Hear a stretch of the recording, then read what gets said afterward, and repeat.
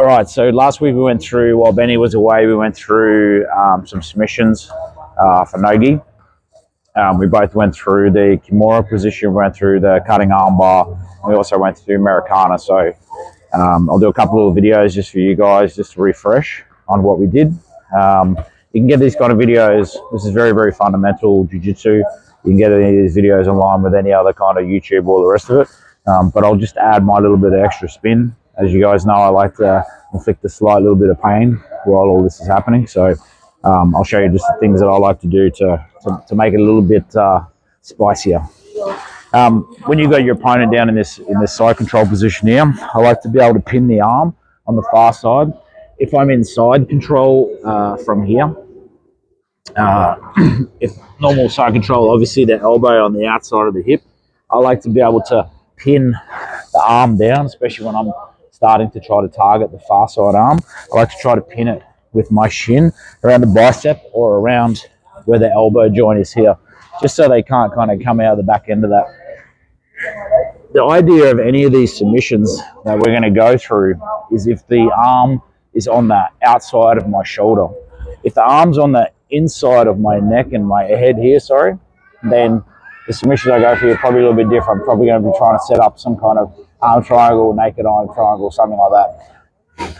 But this is based off us pretty much having an underhook position with a strong grip on the shoulder, and them trying to actively kind of get this arm out of our position.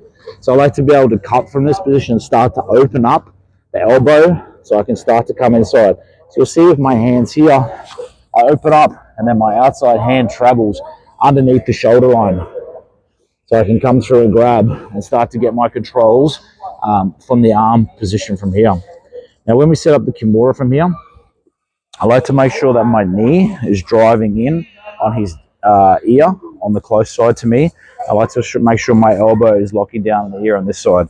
By compressing both those sides here, I start to control his head, which then controls his posture through here.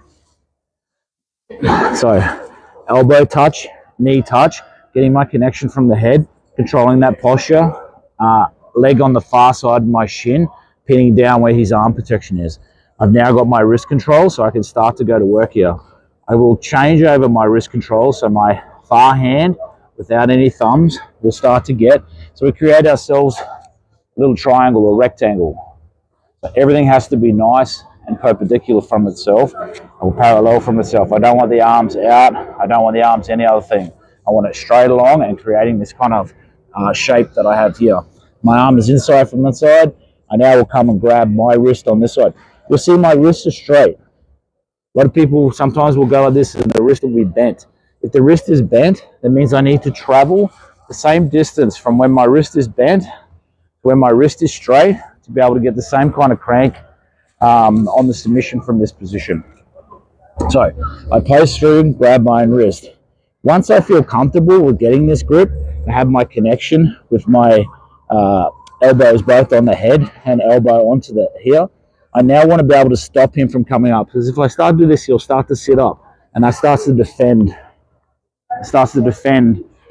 The crank that I'm trying to get, the key lock that I'm trying to get on the shoulder line. So once we get here, I actually step over the head, and I start to pull my knee back in line. When I pull my knee back, you'll see that I start to drag his head. As I drag his head, it starts to extend and teabag him at the same time. But it starts to extend all of the joint and all of the muscles that control the shoulder line from here, okay? So once you do that, you're starting to bring that shoulder taut and starting to bring that tension on that shoulder straight away. So as I start to crank this, everything's already at its kind of breaking point. So we drag back the neck. I've got my position here. Now all I need to do is just paint the floor with his hand. So the palm of his hand, if I was painting the floor like Picasso, and I start to lift my elbow. Get the tap. You can't see it, but he's tapping me on the other side here. So everything nice and tight. Paint the floor, lift my elbow. Get the tap. So that's the first Kimura that we showed.